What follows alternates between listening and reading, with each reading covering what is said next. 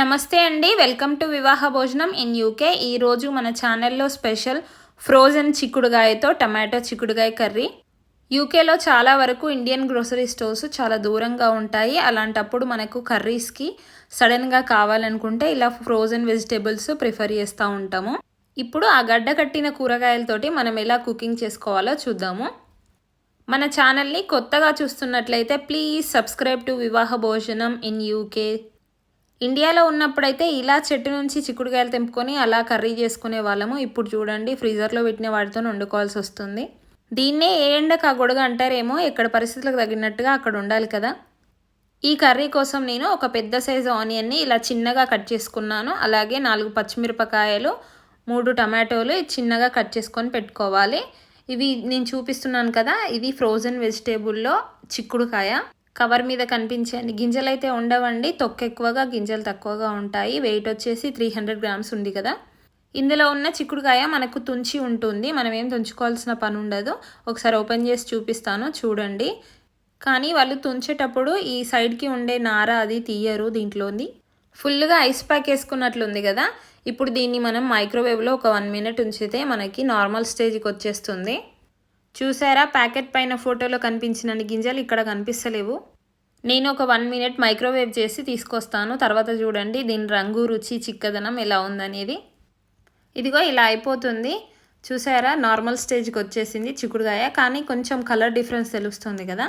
చూడడానికి కొంచెం వాటర్లో ఉడకబెట్టిన చిక్కుడుకాయ లాగా ఉంది కదా. ఇప్పుడు ఈ కింద ఉన్న వాటర్ అంతా మనము స్ట్రైనర్తోని తీసేసుకోవాలి. సారీ అండి, సోది ఎక్కువ అయిపోయింది, కానీ మీకు తెలియాలని అన్నీ చెప్పాను. ఇప్పుడు కుకింగ్ ప్రాసెస్ చూద్దాము. ప్యాన్లో ఆయిల్ వేసుకోవాలి యాజ్ యూజువల్. వేడైన తర్వాత నేను ఒక 3 టేబుల్ స్పూన్స్ వరకు ఆయిల్ వేసుకున్నాను. ఆయిల్ వేడైన తర్వాత ఒక 1 టీ స్పూన్ జీలకర్రను వేసుకొని చిట్లిన తర్వాత ముందుగా కట్ చేసి పెట్టుకున్న ఆనియన్స్ అన్నీ వేసుకొని లైట్గా వేగనివ్వాలి. ఆనియన్స్ తొందరగా మగ్గాలనుకుంటే మీరు కొంచెం సాల్ట్ని యాడ్ చేసుకోండి, ఈజీగా మగ్గిపోతుంది. ఆనియన్స్ కొద్దిగా మగ్గిన తర్వాత కట్ చేసి పెట్టుకున్న పచ్చిమిరపకాయలు కూడా వేసుకొని అవి కూడా మంచిగా వేగేంత వరకు ఇట్లా కలుపుతూ వేయించుకోవాలి. చూసారా, ఆనియన్స్ అన్నీ కొంచెం బాగా మగ్గిపోయినట్టుగా తెలుస్తుంది కదా. ఇప్పుడు మనం ఇందులోకి ఒక 1 teaspoon ginger garlic paste వేసుకొని కలుపుకోవాలి. నేను అల్లం వెల్లుల్లి పేస్ట్ మిక్సీ చేసేటప్పుడే పసుపును కూడా యాడ్ చేశాను, అందుకే కొంచెం ఎల్లో కలర్లో ఉంది. అల్లం వెల్లుల్లి పేస్ట్ పచ్చివాసన పోయి మంచిగా స్మెల్ వస్తుంది కదా, అంతవరకు వేయించుకోవాలి. ఇప్పుడు దీంట్లోకి ఒక 1/2 టీ స్పూన్ పసుపుని వేసుకొని అది కూడా పచ్చివాసన పోయేంత వరకు కలుపుతూ వేయించుకోవాలి. పోపు అంతా బాగా వేగిపోయింది కదా. ఇప్పుడు మనం డీఫ్రోస్ట్ చేసి పెట్టుకున్న చిక్కుడుకాయల్ని వేసుకొని బాగా కలుపుకుంటూ వేయించుకోవాలి.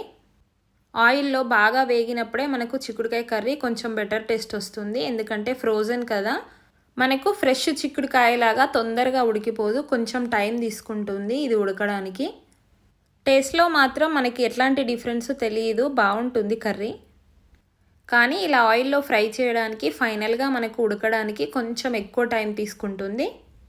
నాకు ఇక్కడ ఒక 5 నిమిషాలు పట్టిందండి ఈ చిక్కుడుకాయలు ఫ్రై చేయడానికి. ఇలాగే మీడియం ఫ్లేమ్లో మంచిగా ఫ్రై చేసిన తర్వాత కొంచెం కలర్ చేంజ్ అయినట్టుగా తెలుస్తుంది. అప్పుడు ఇందులోకి 1 టీ స్పూన్ కారము, 1 టీ స్పూన్ సాల్ట్, ఒక 1/2 టీ స్పూన్ ధనియాల పొడి వేసుకొని కలుపుకోవాలి.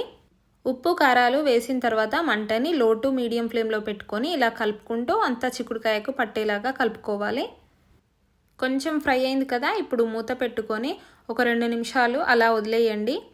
అప్పుడు ఆయిల్ అంతా చిక్కుడుకాయకు బాగా పడుతుంది. ఇప్పుడు దీంట్లోకి మనం కట్ చేసి పెట్టుకున్న టమాటోలు వేసుకొని బాగా కలుపుకోవాలి.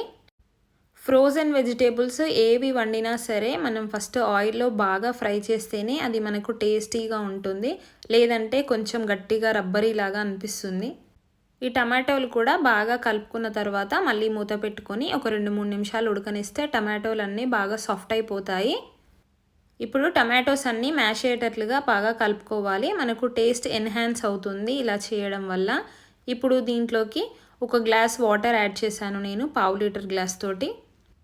నార్మల్ చిక్కుడుకాయలో అయితే మనం వాటర్ వేయకుండా బాగా ఉడుకుతుంది, కానీ ఇది ఫ్రోజన్ అస్సలు గట్టిగా ఉండిపోతుంది వాటర్ వేయకపోతే.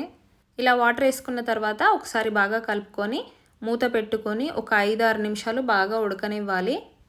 5-6 నిమిషాల తర్వాత మనం మూత ఓపెన్ చేసి చూస్తే బాగా కుక్ అయినట్లుగా తెలుస్తుంది. చూసారా, ఆయిల్ అంతా సపరేట్ అయిపోయింది కదా.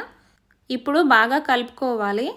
యూకేలో ఫ్రోజన్ వెజిటేబుల్స్ తినడం అనేది చాలా కామన్ అండి. ఆకుకూరల్లో కూడా ఫ్రోజన్ వెజిటేబుల్స్ దొరుకుతాయి. కర్రీ మొత్తం ఉడికిపోయింది కదా, ఇప్పుడు దీంట్లోకి కాస్త కొత్తిమీరను కూడా వేసుకొని కలుపుకోవాలి. మీకు నచ్చితే కొంచెం గరం మసాలాను కూడా యాడ్ చేసుకోండి. నేనేమీ వేయట్లేను, డైలీ మసాలాలతోనే తింటున్నాం కదా అని. ఇదేనండి ఫ్రోజన్ వెజిటేబుల్స్తో కుకింగ్ చేసుకునే ప్రాసెస్. మీకు ఒక డౌట్ రావచ్చు, ఫ్రోజన్ వెజిటేబుల్స్ తింటే హెల్త్ పాడవదా అని. ఫ్రెష్ వెజిటేబుల్స్ని అలా కట్ చేసి ఇలా ప్యాక్ చేస్తారంట. సో మనకు అంత ప్రాబ్లం అయితే ఏమీ ఉండదు. ఇవి స్టోర్ చేయడానికి ఎలాంటి ప్రిజర్వేటివ్స్ వాడరు, జస్ట్ ఫ్రీజ్ చేస్తారు అంతే. మన కర్రీ రెడీ అయిపోయింది, సర్వ్ అవుట్ చేసేసుకుందాము. చూసారా, ఫ్రోజన్ వెజిటేబుల్స్తో చిక్కుడుకాయ టమాటా కర్రీ చాలా బాగుంటుంది, ఏం డిఫరెన్స్ ఉండదండి టేస్ట్లో. ఒకసారి మీరు కూడా ట్రై చేసి మీకు ఎలా కుదిరిందో ఆ ఫీడ్బ్యాక్ని నాతో షేర్ చేసుకోండి. ఈ వీడియో మీకు నచ్చినట్లయితే ప్లీజ్ సబ్స్క్రైబ్ చేసుకొని లైక్ చేసి మీ ఫ్రెండ్స్ అండ్ ఫ్యామిలీకి షేర్ చేయండి. అలాగే మీరు ఎక్కడి నుంచి ఈ వీడియో చూస్తున్నారో కమెంట్ చేయడం మర్చిపోవద్దు. మీరు ఇంతకుముందు ఇలా ఫ్రోజన్ వెజిటేబుల్స్తో కర్రీస్ ఏమన్నా ట్రై చేశారో చెప్పండి. Thank you for watching. See you in next video.